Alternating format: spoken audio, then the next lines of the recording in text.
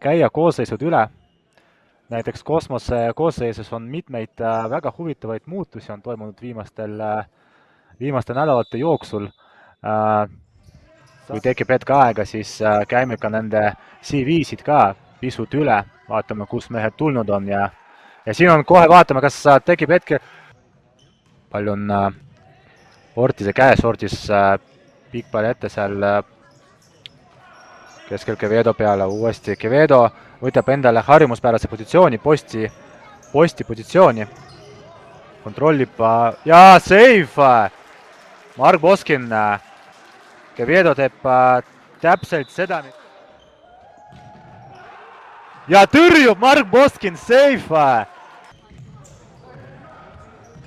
Quevedo läheb ohtlikult läbi kesktsooni ja kaotab palli ja vastas on Babjaka, kas vilistakse liiga, ei vilistata, võib-olla Maksim kukkus natukene liiga kergelt, Quevedo driblab ja tegelikult ei saa päris palliga hakkama, vaatame, mis siit tuleb, löög ja olemas ja Maksim Babjaka langeb peaaegu et põlvili ja vabandust, mitte Maksim Babjaka, vaid Vnukov hoopis, oli see Deniss, slaidib ja saab palli Titinoki käest kätte, vaatame, kas tekib võimalus väravat lüüa, vaatame siit, ei tule.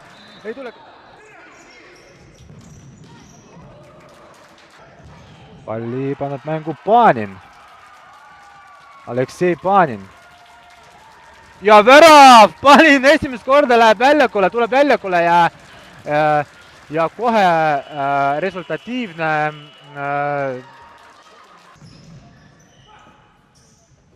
Rubel kontrollib, tema vastas on Titinok, vaatame, et praegu mängijad liigusid pisut minu vaateväljast välja poole, vaatan, et tuleb sinna Romero appi ja tühja lükkab Quevedo. Quevedo,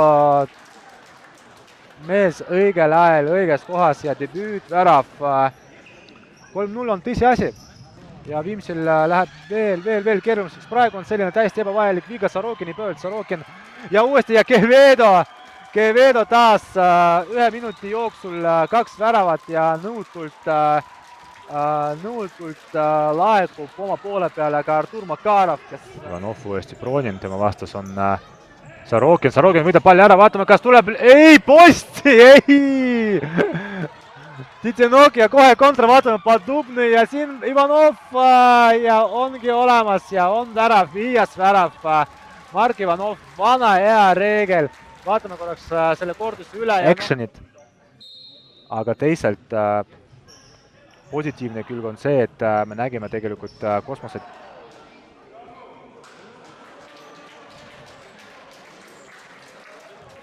10-meetriste löögide tagu ja vaatame, kas lööb ära ja lööbki väga kindlalt, kuigi ei tea, kirjutage kommentaaridesse, mis seis on.